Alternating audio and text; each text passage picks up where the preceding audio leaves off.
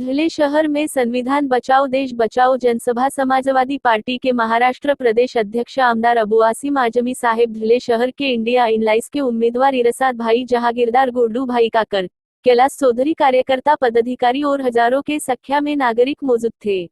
उपस्थित सभी मंच के ऊपर हमारे जो मालेगांव के उम्मीदवार हैं शान-ए-हिंद मैडम, मुस्तकीम डिग्रेटी साहब और मालेगांव से आए हुए बाकी मेहमान, हमारे धुलिया शहर के सभी कार्यकर्ता और उपस्थित हमारे भाइयों बहनों और नौजवान साथियों, आप लोगों के सामने तो आप लोगों के एरिया में मैं आकर अपनी छोटी छोटी मीटिंगों से मेरे विचार रख रहा हूँ, पर मैं आप लोगों को ये बताना चाहता हूँ कि मैं सबसे पहले समाजवादी पार्टी के राष्ट्रीय अध्यक्ष अखिलेश यादव जी और महाराष्ट्र के अध्यक्ष अबू आसिम आजमी साहब का जिंदगीमंद एहसानमंद रहूंगा कि उन्होंने मुझे समाजवादी पार्टी इंडिया अलायंस का महाविकास आघाड़ी का उम्मीदवार बोल के धुलिया शहर विधानसभा चुनाव क्षेत्र से चुनाव लड़ने का मौका दिया।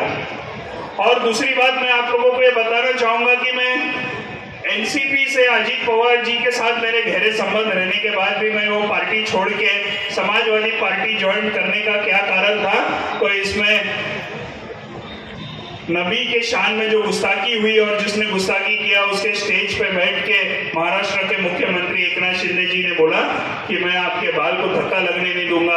ये बात से मेरा दिल नाराज हुआ और मैंने सोचा कि मुझे इस सरकार में, इस पार्टी में एक मिनट भी कंटिन्यू करने का कोई नैतिक अधिकार नहीं है। और अपन जो महाराष्ट्र के भूमि में से आते हैं, तेरे सीने में सही हो कहीं भी आग, लेकिन आग जलनी चाहिए।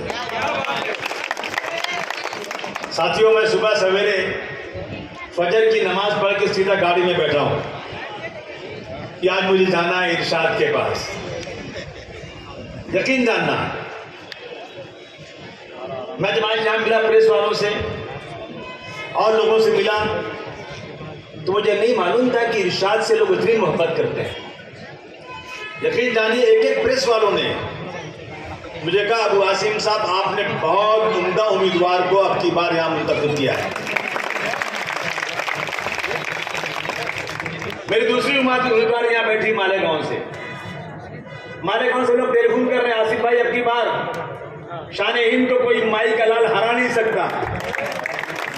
यकीन जानिए, मेरा सपना साकार हो रहा है। 28 साल से मैं लड़ाई लड़ रहा हूं। अगर आप असेंबली की कार्रवाई देखते होंगे, अगर आप सोशल मीडिया पे देखते होंगे,